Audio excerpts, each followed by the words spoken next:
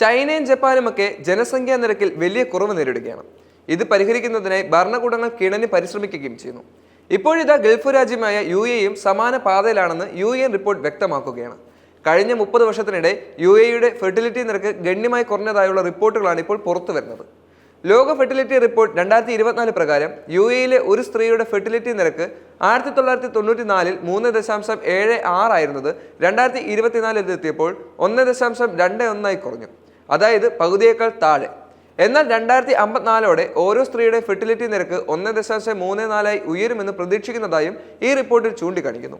ഇത് പരിഹരിക്കുന്നതിനായി കുടുംബ മന്ത്രാലയം രൂപീകരിക്കുകയാണ് UAE സർക്കാർ. UAE പൗരന്മാർക്കിടയിൽ കുടുംബ രൂപീകരണം, കുടുംബ ശാക്തീകരണം തുടങ്ങിയവയാണ് മന്ത്രാലയം ലക്ഷ്യമിടുന്നത്. ജനനനിരക്ക് കുറയുന്നതിന്റെ പ്രധാന കാരണമായി UAEയിലെ ഡോക്ടർമാർ ചൂണ്ടിക്കാട്ടുന്നത് UAE നിവാസികളുടെ ജീവിത രീതികളാണ്. വിട്ടുമാറാത്ത രോഗങ്ങൾ, പരിസ്ഥിതി മലിനീകരണം, എൻഡോക്രൈൻ ഡിസ്ക്രൈപ്റ്റുകളുമായുള്ള സമ്പർക്കം എന്നിവയും ഇതിന് പിന്നാലെ ഉണ്ടെന്നും വിദഗ്ധരുടെ അഭിപ്രായമുണ്ട്. UAEക്ക് സമാനമായ പ്രതിസന്ധിയാണ് മറ്റ് അറബ് രാജ്യങ്ങൾ നേരിടുന്നത്. ഏറ്റവും വലിയ ജനസംഖ്യയുള്ള GCC രാജ്യമായ സൗദി അറേബ്യയിൽ ഫെർട്ടിലിറ്റി നിരക്ക് 1994-ൽ ഒരു സ്ത്രീക്ക് 5.16 എന്നത് 2024-ൽ 2.31 കുറയുകയായിരുന്നു.